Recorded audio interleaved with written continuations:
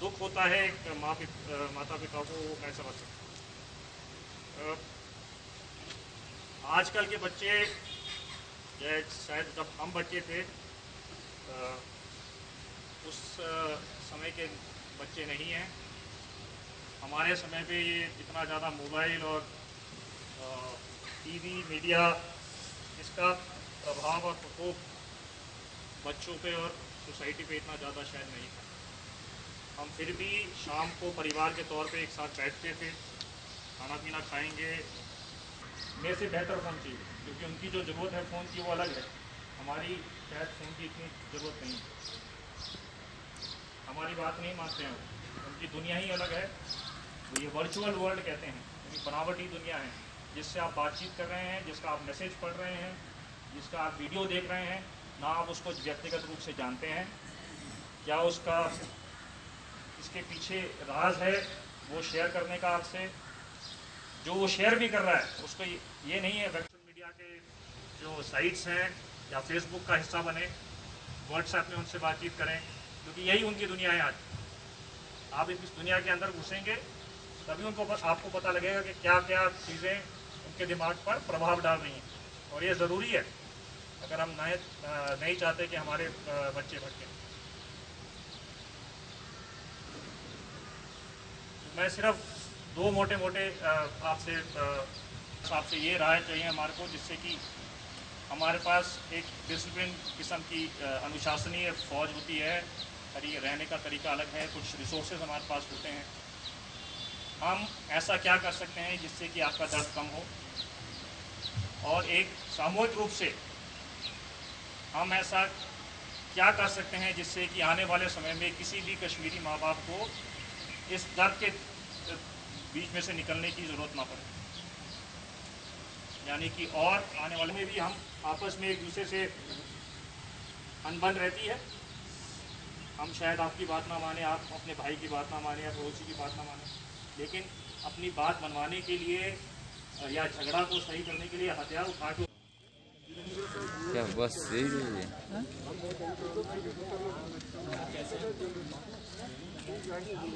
आप अगर हथियार उठा लें और ये समझते हैं कि आपकी बात उसके बाद मान ली जाएगी, आप अपने मुद्दे को आप हासिल कर लें, ऐसा नहीं है, मुमकिन ही नहीं है।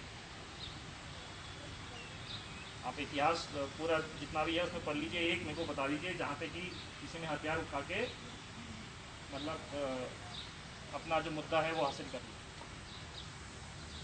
किसी भी परिवार को इस प्रकार का दुख ना देखना पड़े।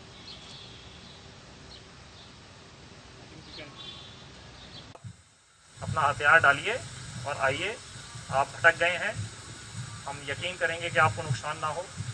हम आपको ये गलत है, इसमें किसी का फ़ायदा नहीं है। आप मुझे यही बता दीजिए किसका फ़ायदा हो रहा है ये सब करने में।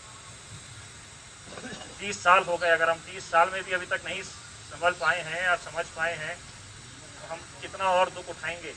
तो आपने ये जो हमें यहाँ बुलाया है, हम इसका आपका शुक्रगुजार हैं। तो हमारी ये मांग है सर कि कोई भी पेरेंट ये नहीं चाहता है कि उसका बेटा उग्रवादी बने। ये आपने सर बता दिया है कि एक बाप ही जानता है, इससे पहले भी वो दूसरे सर ने बता दिया है कि एक पिताजी ही जानता है कि वो किस तरह अपने बच्चे को पालता है और कितनी मुसीबतों से उसकी माँ उसको बड़ा करती है, यानी बाप को ज़्यादा मालूम नहीं है। समझ सकता हूँ, सबसे पहले इसलिए मैंने बताया मैं भी बाप हूँ, ये बात का इस दर्द का एहसास है। आपने सर बता दिया है कि ये वक्त ये ज़माना, तो यही चाहते हैं कि अगर, क्योंकि आपको हमसे ज़्यादा इन्फॉर्मेशन है, हमारे पास उतनी इन्फॉर्मेशन नहीं है जितनी सर आपको है, तो अगर बेहतर होता कि अगर वो ज़िंदा पकड़े जाते, तो बस वही हमारी गुजारिश है। Thank you sir. अब देखिए जितने हम हाल में जितने भी ऑपरेशन हो रहे हैं, हम अब बाहर आइए, गरीब है बेचारा, उसका घर बर्बाद हो जाएगा। आप क्यों चाहते हैं कि फौज को ऐसा कदम उठाना पड़े जिससे कि आपने अपना परिवार तो इस दर्द को सहेगा ही, लेकिन आप और कितनों लोगों को आप मुश्किलात में डालोगे। और चंद एक हमारे बीच हम जानते हैं, चंद एक पाकिस्तानी टेररिस्ट भी हैं यहाँ पे। आप देखिए उनका क्या है, हमारे लड़कों से वो काम कराते हैं। बिल्कुल पिछले 1 साल में क्या किया है पाकिस्तानी टेररिस्ट ने? कुछ नहीं। तो एक जगह से दूसरी जगह घूम रहे हैं। और मैं आपकी खबर के लिए बता देता हूँ कि उनके परिवार को पाकिस्तान में महीने की तनख्वाह मिलती है कि आप यहाँ पे आके रहिए और अपने आप को सुरक्षित रखिए।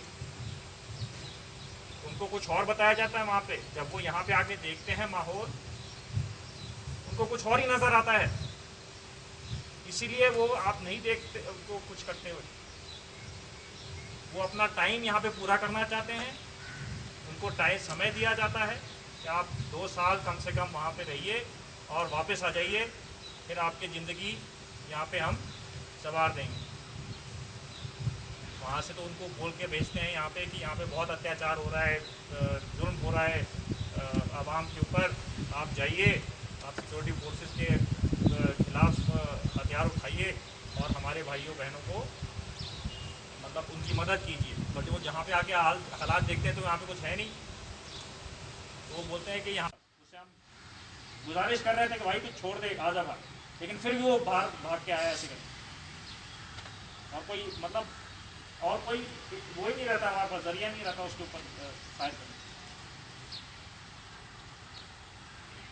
तो ऐसा भी क्या है कि हम लोगों में इतना वो है कि हम अपना बच्चों को इस राह में मतलब शायद हमारे पास कंट्रोल नहीं है। लेकिन क्या कुछ समय पहले, इससे पहले कि जब हमारे को पता लगते हैं कि ये शायद भटकने वाला है,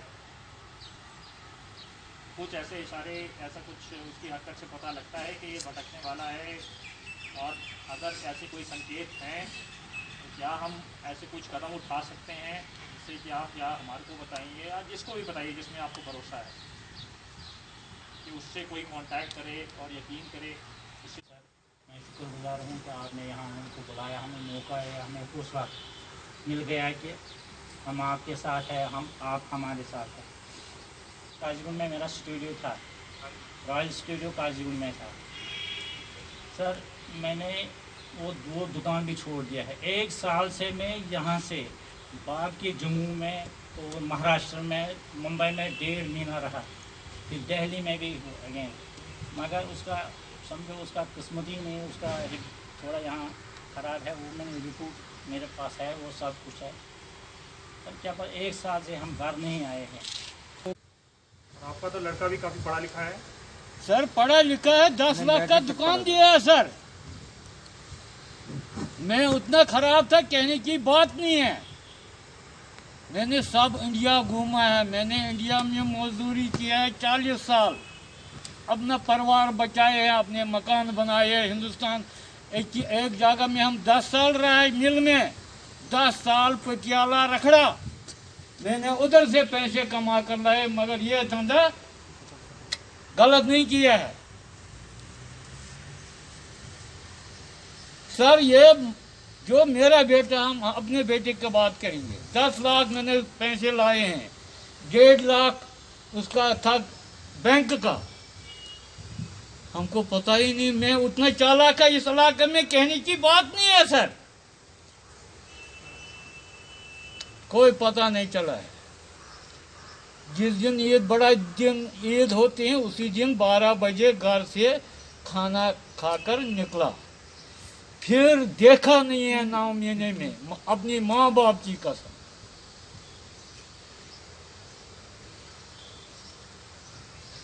उससे ये लोग पहले अपनी माँ बाप को मारते हैं सर। ये आपको यकीन, लोगों को किसी को यकीन नहीं आएगा। मेरे बेटे को 9 महीने हो गए, मैं पागल है, पागल इस वक्त। क्या बोलेंगे? हाँ, आपको अब हमको भी मरना अच्छा है, अगर परमात्मा हमको लेगा। वो पैसे भी, वो 10 लाख भी खड़े में गए हैं सर। 1.5 लाख रुपए बाहर था। अगर मेरा बेटा दिन में घर आएगा, मैं आपको बुलाऊंगा, अगर मैं अपने बाप का होगा।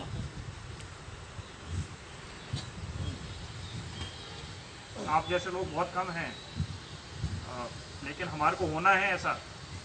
अगर हम ऐसे नहीं करें फौज के ज़रिए, जो हमारे बच्चों को बहका के कर रहा है, करे कोशिश, लेकिन वो जानता है वो नहीं कर सकता ये।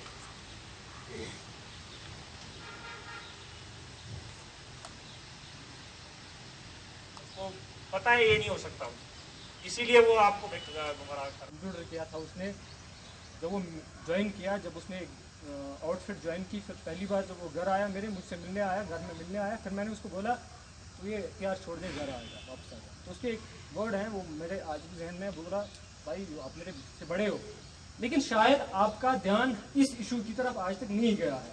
आई होप जब इस इशू की तरफ तुम्हारा ध्यान जाएगा, you will prefer to choose gun.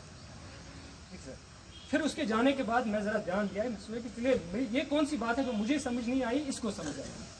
लेकिन सर ध्यान देने के बाद मुझे लगा कि नहीं, सही नहीं किया इसने कि मैं एक मतलब एबनॉर्मल हूँ। एबनॉर्मल मीन्स के मेरी तबीयत ठीक नहीं रहती है, घर में एल्डर बूढ़े माँ बाप हैं, नहीं जाना चाहिए था इसमें।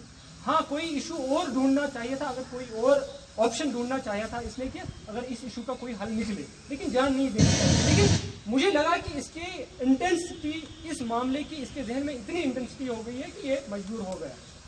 देखिए सर, मैं कोर में जाना चाहता हूँ कि मैंने आपको पहले ही बोला, हम ये ना इस मामले पे डिबेट ना करें यहाँ पे, यहाँ ये ना सोचे कि चलिए ये बेटा, इसका बच्चा, इसका बेटा, मेरा भाई एनकाउंटर में कैसे बच सकता है। नहीं, क्यों ना हम इसके कोर तक जाएं कि इशू क्या है। मतलब मैं बता रहा हूँ आपको सर कि मैं पहले ही बताया कि चलिए हम मान लेते हैं कि ये कश्मीर इशू पे लिटिल एक डिबेट हो रहा है यहाँ पे, और हम हमारा एक कॉमन सिटीजन है, हमारी पहुंच ऊपर तक नहीं है, लेकिन वी आर लकी, हम अपनी बात आप तक रख सकते हैं सर। क्यों ना हम इशू तक जाएं कि क्यों उठा रहे हैं ये गन। देखिए मैंने बताया सर आपको, फ्रॉम 80s, अर्ली 80s से ये इशू आ रहा है, एंड अर्ली 80s से यहाँ पे लोग जाने देते आए हैं, और उनमें वो लोग भी जान देते हैं जो पढ़े लिखे हैं, इंटेलेक्ट्स हैं, PhD हैं, स्कॉलर्स हैं, MPhil किया है, MSc किया है, वो दे बेटर नोन देन अस। हम कुछ ही नहीं है इस इशू को जानने वाले। लेकिन यहाँ मैं एक मिसाल दे रहा हूँ आपको, लास्ट कुछ 1-2 ईयर में यहाँ पे कुछ PhD स्कॉलर, जैसे मनान वानी, वो प्रोफेसर रफी भट्ट, तो देवर इंटेलेक्ट्स, हमारी सोच तो उनकी सोच से काफी कम है। बट आप हमसे शायद यहाँ पे राय पूछे तो हमें यहाँ राय देने में आपको थोड़ी हम कबाहत भी महसूस करेंगे कि हमें कुछ पता भी नहीं। लेकिन सर मैं बता रहा हूँ आपको कि फ्रॉम अर्ली 80s से हम प्रॉपर्टी दे रहे हैं, जाने दे रहे हैं। एक डिबेट, मतलब एक मीटिंग में रख रहा हूँ, you are an honourable officer, अपनी एक छोटी सी बात रख रहा हूँ कि क्यों ना हम इस इशू को, देखिए आज इसका बेटा बच गया, चलिए आपने उसको रेस्क्यू किया, वापस उसके घर ले आया, लेकिन कल किसी और का बेटा जाएगा, वो तब रेस्क्यू नहीं होगा, वो मारा जाएगा। देखिए सर, मामला ये नहीं है, मामला एक UN में मामला है हमारा, मतलब बड़े बड़े इंटरनेशनल ऑर्गेनाइजेशंस में मामला है, इंटरनेशनल फॉर्म्स में मामला है हमारा। यहाँ पे बैठ के मेरे बेटे या इसके बच्चे को रेस्क्यू करके ये मामला हल नहीं हो सकता।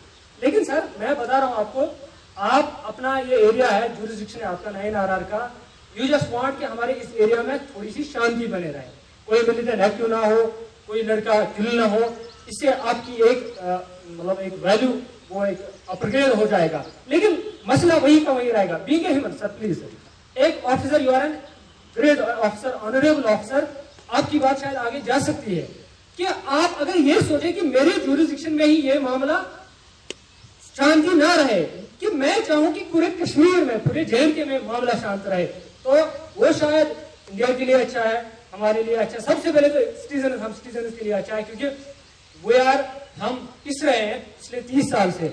हमने क्या नहीं देखा है वो हम जानते हैं सर। शायद कोई और, शायद वो मिलिटेंट भी नहीं जानता, वो मुजाहिद भी नहीं जानता जो जाके अपनी जान देता है, वो जान गोली खाता है, जान देता है। लेकिन जो सफर होते हैं लोग, रात को नींद नहीं, शाम को घर से बाहर लाइट के बगैर नहीं निकल सकते, कोई बच्चा, किसी बच्चे को अकेले हम बाहर बाजार नहीं भेज सकते, बच्चा बाहर निकलता है तो माँ कलेजे पे हाथ रख के तब तक बैठी रहती है कि बच्चा कब वापस आए। क्यों ना हम इसके कोर इश्यू तक जाए। ये आई थिंक कि ये मामला यहाँ पे हल नहीं हो सकता। आप चाहें कि आपके एरिया में शांति बने रहे, हाँ आप कोशिश करेंगे तो रह सकती है, but rest JNK, whole JNK is under fire. ये हमारा अब 30 साल से इस आग में जल रहा है। क्यों ना मैं इस लिटिल मीटिंग में अपनी बात रख रहा हूँ कि क्यों ना आप सर, मुझे मैं नए नाराज को 3 साल से जान रहा हूँ, एंड यहाँ पे जितने भी उस साहब आए हैं फ्रॉम 2015, जितने भी आए हैं मैं उनको बड़े अच्छे से जानता हूँ। I am much thankful. वो उनने मेरे साथ एक मिलिटेंट का भाई होके भी उन्होंने मेरे साथ इतना अच्छा कोऑपरेट किया है। Never they hurt me, never they किसी भी तरीके से उन्होंने मुझे कोई तंग नहीं किया है। मैं हर बार अपनी बात रख रहा हूँ, मैंने उनके साथ अच्छे से कोऑपरेट किया है। लेकिन आज मौका मिला है कि आप जैसे अफसर से आपके पास अपनी बात रख रहा हूँ। यह मसला नहीं है कि मेरा बेटा तो गया। देखिए सर, एक बात है, यहाँ पे सब पेरेंट बैठे जिनके बच्चे गए, मेरा भाई। आई थिंक कभी हम ये भी सोचते हैं कि हमने कुछ खोया नहीं। आप क्योंकि हम इनको शहीद बोलते हैं, आप बोल रहे हैं ये भटक रहे हैं, हम कभी सोच रहे हैं कि नहीं ये अच्छी राह चुन रहे हैं। ये बिटर ट्रूथ है सर, शायद कोई कहेगा नहीं, लेकिन I am telling you sir.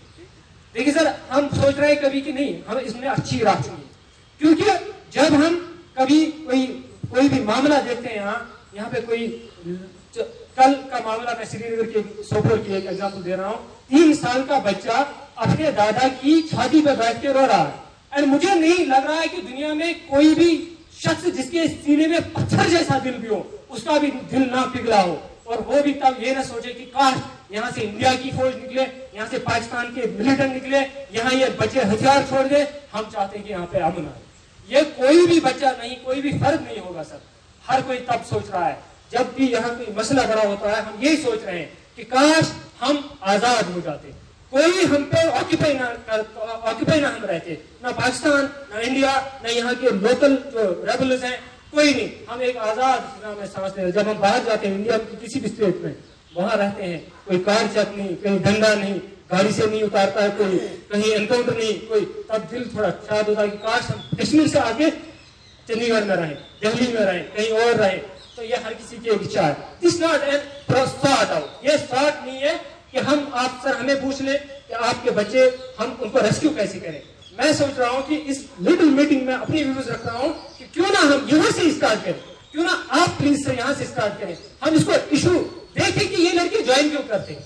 मैं आपको बता दूं सर, मैं विटनेस हूँ, आई विटनेस हूँ। यहाँ बहुत सारे लड़के ऐसे ज्वाइन कर रहे हैं जो पुलिस की ज्यादतियों के शिकार होते हैं, जिन पे FIR दर्ज होते हैं, और फिर उन पे FIR पे वो फिर चूज करते हैं पार्ट कि हमारा ना फ्यूचर रहा है, ना सुकून रहा है।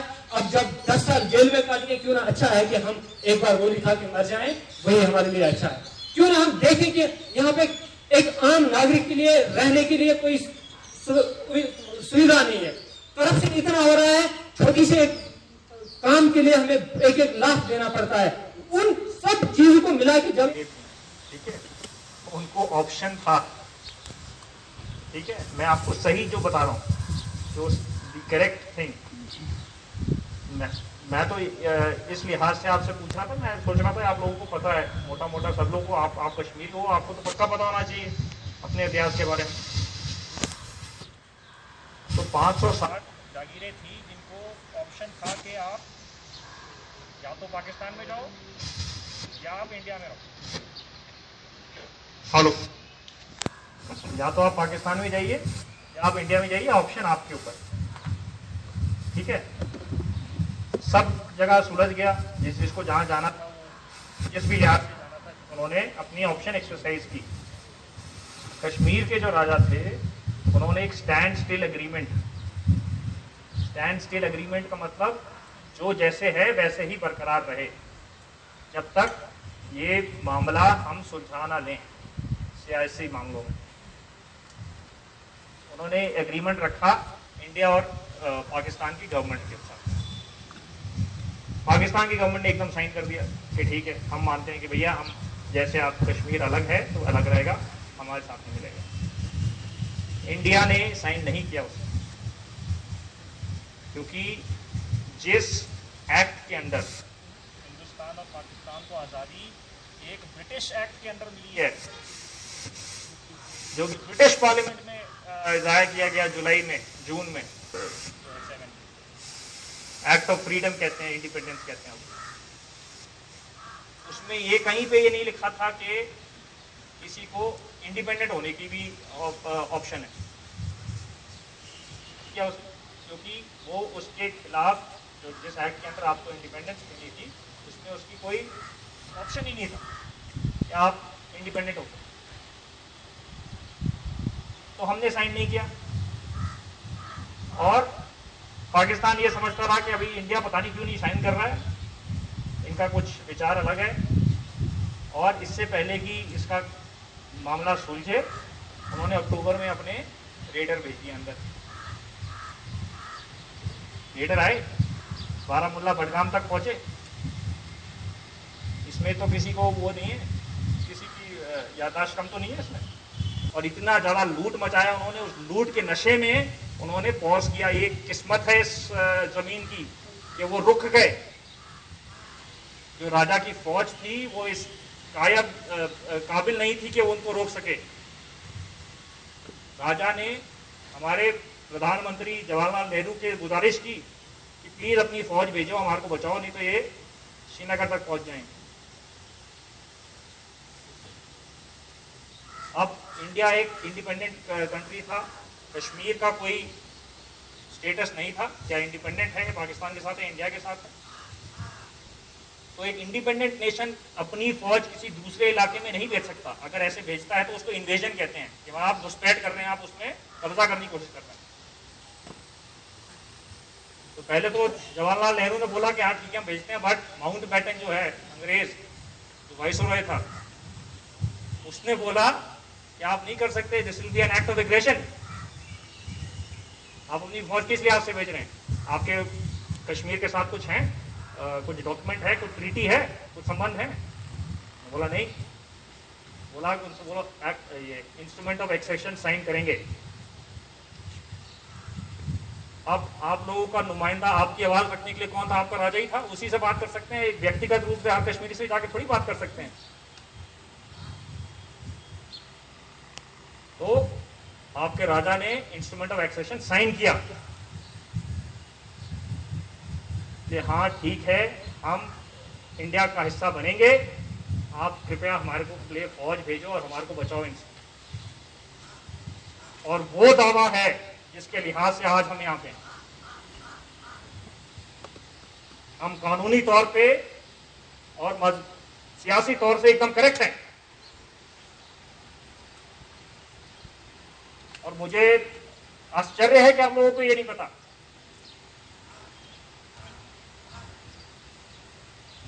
वो ही हमारे को एम्पावर करता है यहाँ पे आने की।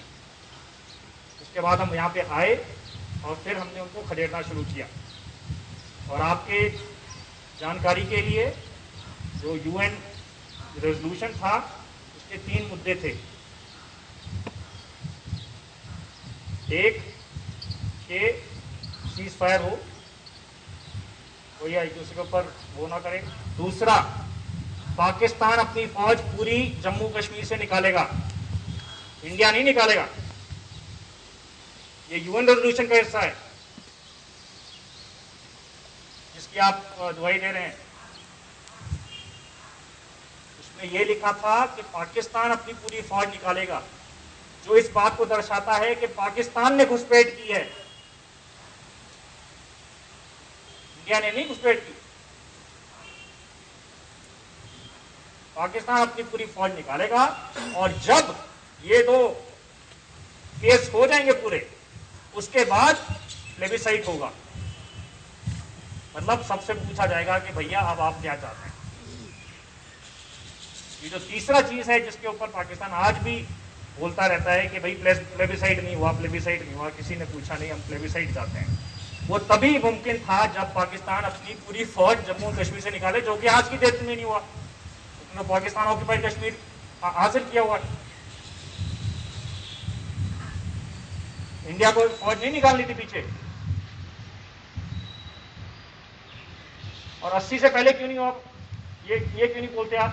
इंडिपेंडेंस तो आपको 47 में मिली, 48 में मिली, आपका कॉन्स्टिट्यूशन बना 54 में, जिसमें कि आपने भी माना, जम्मू एंड कश्मीर कॉन्स्टिट्यूशन में आपने माना कि हम इंडिया का हिस्सा रहेंगे और इसकी सॉवरेनिटी से हम कभी क्वेश्चन नहीं करेंगे कि हम इंडिया का हिस्सा क्यों। ये आपके कॉन्स्टिट्यूशन में है, हमारी जम्मू एंड कश्मीर के कॉन्स्टिट्यूशन में।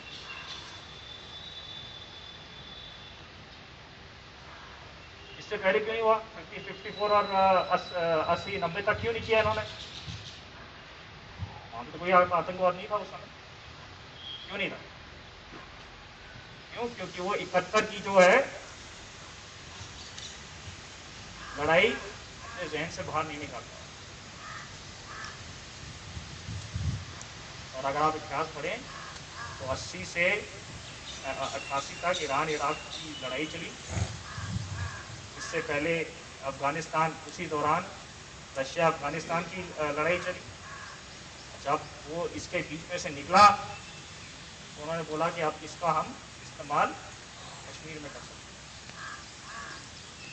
कृपया करके अपना इतिहास जानिए और गुमराह मत होइए। मेरा मकसद आपसे सिर्फ इतना है कि हम, अगर आप 30 साल की इतना सहन करने के बाद भी ये नहीं समझे तो अभी और कैसे समझेंगे? तो और कितना बलिदान देंगे?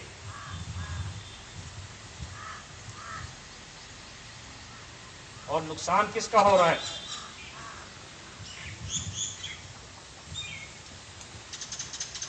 और ये तो आइडिया ऑफ इंडिया जो है, भारत का जो आइडिया है, अगर हम यहाँ पे वो ना अमल करें, Kashmir is the idea of India. अगर इसी लिहाज से कोई, अगर आप हथियार उठा के अगर आप समझते हैं कि आपको इंडिपेंडेंस मिल जाएगी, तो ऐसे तो हमारे देश में आप 100 किलोमीटर जाओ आपको भाषा बदल जाती है, पहना ओढ़ना बदल जाता है, खाना पीना बदल जाता है। नीचे जाइए आप, हमारे जो एक एक स्टेट हैं महाराष्ट्र, तो यूरोप की एक कंट्री बराबर है। क्या बस यही है?